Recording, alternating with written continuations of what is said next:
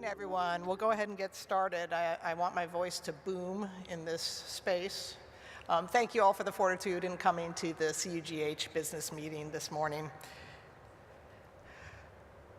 It's a pleasure to have you here. And once again, we do want to thank everyone who is engaged in making this conference such a success, our sponsors, our co-hosts, our organizers, and people who have contributed financially as well as through person power to make this event come together. So deep thanks for that.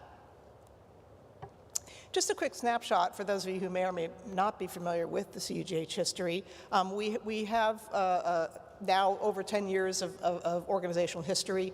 Our beginnings and origins were rather small, funded by Gates Foundation and Rockefeller Foundation funding to create the CUGH 501c3 nonprofit infrastructure. We were then joined by the CUGH network in 2011, and we established our small but mighty secretariat in 2012. At that point in time, we had 53 university members, and now we're up to 177, and members from around the world. So it is fair to say that CUGH began with a fairly North American focus, but now our membership of university institutions and others is truly worldwide, and that is an explicit goal, obviously. A network also of then individuals who are reached by our newsletter and other mechanisms of 30,000 people around the world, all engaged in this work together. And the goal of really being truly interprofessional, interdisciplinary across all the work in which we engage at universities, research, education, service, practice, and advocacy, to improve the health of people and the planet. And that's sort of our new tagline. We added the planet element to our mission statement. And the goal, again, of course, is that we exist as a nonprofit to support the work of all of our wonderful members in unleashing the power of universities to work in global health. Quick structure, we do have an elected board of directors. That's 15 voting members and a non-voting student representative. We have ex officio members as well from a variety of partners, and we're grateful for that. The staff based in DC, again, as I said, small but mighty, incredible amount of work being done. Our leadership with Keith Martin, of course, as executive director. Dalal Najjar is our deputy director. Karen is involved with the conference. And then we have a number of supports for some of the new grants and grant-funded work that we're engaged in, as you see there. Board of Directors, it's on the website. I'm deeply grateful to be working with all of you. We have an executive committee as well that's a subset of the board. And just to get to the membership, we have seen growth, and this is really due to a lot of hard work of the Secretariat and others. We are always, of course, looking to grow the membership, as well as to retain and provide best service in order to retain existing membership. So you see the growth there from 53 to 58 to now 177. So membership benefits, we hope that they are deep and convincing enough that people will maintain their memberships, and these include a number of benefits, including opportunities to engage in the work of the organization, discounted rates for attending the conference and other elements, access to that incredible network of 30,000 like-minded colleagues around the world, participation in the CUGH committee structure and working groups. We have an incredible amount of work that goes on in the CUGH committees, and they're producing great products and collaborations. The right to vote, of course, access to being eligible to apply for grants, as well as awards and advocacy efforts. So please always pass the word on to colleagues about the opportunities to become a part of CUGH, and here is information about how to join either as an institutional member or as an individual member. And this is another mechanism that we did add in the last few years, so that students, for example, who may have been a CUGH member writ large because their institution was, when they graduate, how do they stay connected if they're not then in a university setting? There are individual memberships. The website, hope you all have visited it. There are a lot of materials there, perhaps not always easily navigable, but if you drill down to some of the resources, the Education Committee, for example, has worked very hard on a Toolkit 2.0 that is there with curricular examples from around the world. So a lot of resources there, and some elements of the website are accessible only to members. And so again, that's a membership benefit, such as the Academic Global Health Programs database. What are other programs doing, like you, who have a master's degree in global health? You can connect with other colleagues, for example, if you're a member. And then jobs and funding opportunities, always, of course, of interest to all of us. That's a membership-only access as well. We have a capacity-building sort of matching element that we are working in that will be sort of available in April. That will be open to everyone, but we hope to populate that well. And you've heard from Keith about our YouTube, CUGH TV, interest groups, and then, of course, we are trying to stay connected through social media. So I'll let Keith take over from there.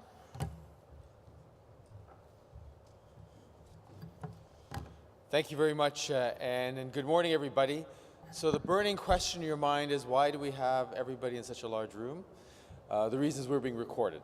So that's why you have space in this where you are right now.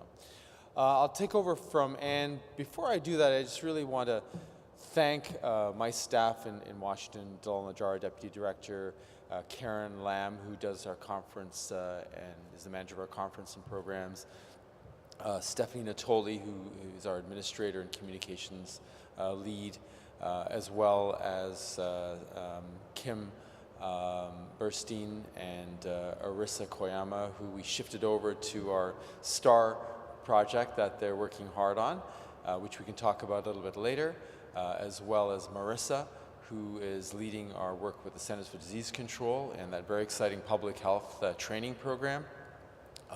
And Terry, who's working on our Gates grant, and last but not least, Sarah, who's our fabulous intern, who we will lose in a few weeks, tragically. Two more important things.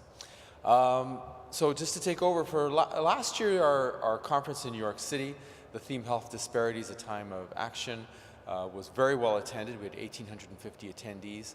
And one of the things we've been trying to do, and we've been actually as a standard operating procedure, is to make sure that we have in our conference, in the core part of our conference, the Executive Planning Committee, that we have representation from low and middle income countries.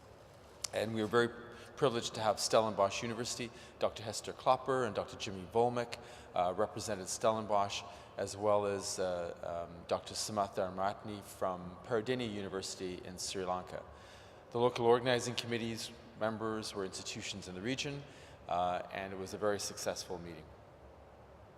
I can share with you for our conference this year, we have seven sub-themes according to the main theme.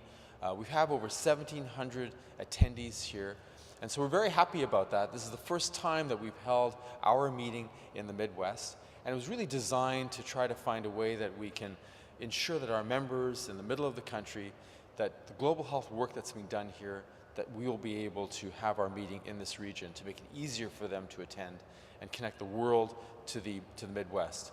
And all of us know that there's amazing work being done here in the greater Chicago area that has international and domestic implications. 18 half to full day satellite sessions. We started our first satellite session with the National Cancer Institute, and now it's blossomed into 18 sessions that take place the day before our conference starts. The Pulitzer Film Festival, it's our 6th year with them. We had 600 poster abstracts this year, 100 more than last year. And then again, the Pulitzer Communications Workshop we run every year. Now I think this is about the 5th year we've done that. Our LMIC travel bursary, we've tried to find ways which we can make it easier for our colleagues in low to middle income countries to attend our conference. So thank you for those of you who donated. We have a donation run. All of the money that you actually donate to this particular program supports up to 10 bursaries for our colleagues from LLMICs. Our finances, we started off with a deficit in 2013, but as you can see, we have shaved off approximately 50% of that deficit most years, and in 2017 we turned a surplus. We will also have a surplus in 2018. We just don't know how large that's going to be right now. So that's ahead of our projected financial targets that we had. Revenue by source, if those of you who attended previous business meetings, we've been trying to diversify our funding sources to make sure we don't have all of our eggs in one basket, so to speak. While we haven't been completely successful in this, the green area is something that continues to expand, and that's what we want to do. It's really important for us to reduce our dependence on membership as well as for the conference, and so we're working hard to expand that, and we certainly did that over the last year and a half with the acquisition of 3 grants. These are the new revenue sources that I'm referring to. One is the CDC Public Health Fellowship Program that we are sub-on with the Public Health Institute. That's a 5-year program that's predicated on us actually accessing the funds for that program every year. There's a 5-year USAID program, the STAR project, and that project is a project that trains up to 50 fellows every year and up to 80 interns every year. The 50 fellowships can last 1 to 3 years, and then the internships of 4 months to 1 year. Half of those fellows and interns will be American, half will be in low to low middle income countries. So it's a great chance for USAID to help to strengthen the larger global health capacity around the world.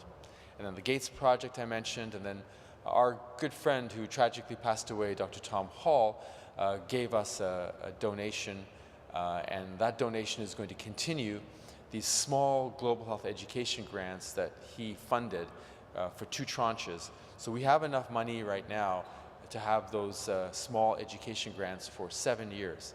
And we'll be looking for money to support that so that we'll continue to be able to continue with Dr. Hall's legacy and what he's doing to strengthen small global health education research projects for much longer than that. New activities. One of the questions that we receive often is, why don't you hold your CUGH meeting outside North America? And partly it's for legal reasons and just an ability to administer that. It's hard. So what we've done is, can we partner with others at their meetings? And so for the first time, since we opened up our secretariat in September 2012, we partnered with the American University of Beirut to hold a global health conference that they took the lead on. We'd certainly like to continue to do that in other parts of the world. And we're expanding our relationships. When we first opened up, most of the institutions were American, but what we've done deliberately, and this is a board directive, is to expand our relationships and engagements with our colleagues overseas. So we're building out in Africa with the African Forum for Research and Education and Health. For those of you who came to their meeting yesterday, they were anticipating they might have 20 to 25 people. 80 people were there for that meeting. We even had to move the whole room to folks to another room. It was that busy. So that's very exciting, and we have a working group co-chaired by Quentin Eichbaum, Dr. Eichbaum, and Dr. de Villiers from Stellenbosch. We're expanding our work in Latin America, Asia. We have the China Consortium here. Europe, we're working with Dr. Liz Grant and others in the European side. And we have other relationships with INGOs like UNFPA, the Global Financing Facility, and the Planetary Health Alliance. We started also new working groups. These working groups are a way to be able to bring groups around a specific area of interest together. And so we have new working groups in global health law that Virginia Rowthorne, one of our board members, leads. And we have a new one that we've opened up in planetary health, One Health, environmental health, that Dr. Patz, Dr. Landrigan, and Dr. Conrad co-lead. Our committees that you know about, the capacity building online site should be ready by the end of the month, end of April, as Anne mentioned. We've also tried to figure out how we can align research capabilities with research interests. So we created a crowdsourcing tool on our website to attract research questions from governments, from INGOs, from organizations. And so those research questions will be posted, and researchers, those doing their master's, PhD, they can apply directly to do that research. And our hope is it'll enable them to get money, resources, and potential future job opportunities. We ran over a dozen webinars this year. We had a successful workshop. And our CUGH committees, I think you all know about. This is a major engine of how we do our work. And I want to thank all of the committee members and subcommittee members. They're all volunteers, but the products that they produce have downstream effects around the world and are being used by institutions worldwide. These are the education subcommittees that fall under, again, Dr. Eichbaum as the chair of the Education Committee. These subcommittees do an incredible amount of work producing educational products, the capacity building site, defining global health competencies, producing toolkits and competencies that are released and published for everyone to see, because we take our products, put them on our site, and they're all open access for all to use. The Workforce Subcommittee released a paper that was published in the Annals, that is going to be published in the Annals of Global Health, and then the undergraduate master's programs are working to be able to strengthen and define what undergraduate master's global health programs are. And our training advisory committee are our students.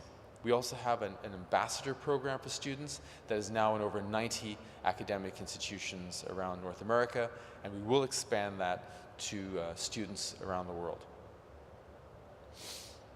Again, I mentioned these are the working groups. They're the new ones, but we have an AfroHealth CUGH working group I mentioned before, a new humanities working group that, again, Dr. Eichbaum is leading. Tracy Rabin, Dr. Rabin leads one on ethics and best practices, how we can actually partner more ethically together with our partners, particularly where it's high and low-income countries are involved. And then James Hudspeth, Dr. Hudspeth leads our graduate medical education working group.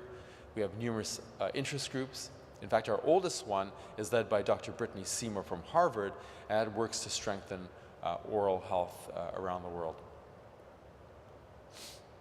We have the research that's co-led by Dr. Grant and Dr. Tom Quinn from Johns Hopkins, and they're doing with Zoe Mullen, the editor of The Lancet Global Health. They've done writing workshops.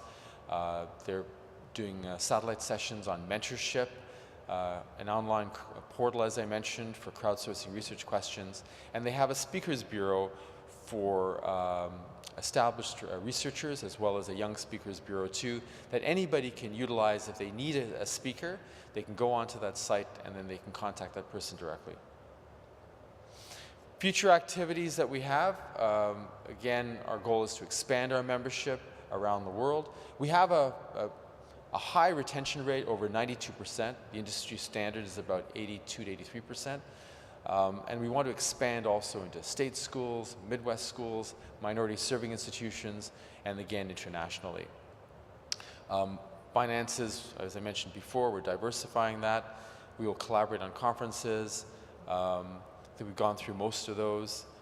One area is in minority serving institutions. We really would like to find a better way of connecting to historically black colleges, Indian colleges, and Hispanic colleges here in the United States.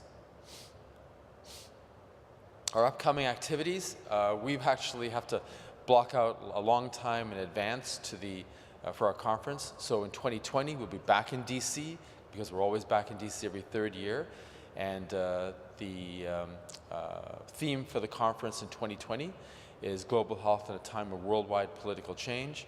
And those are our hosts: Johns Hopkins, George Washington, Georgetown, University of Maryland, Baltimore, and then the African Forum for Research and Education and Health will have a representative, which will enable us to connect to 40 institutions on the continent.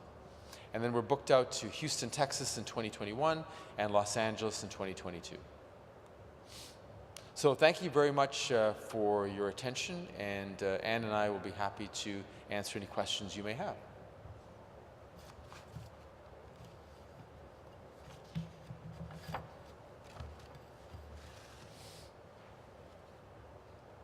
It's clear as day.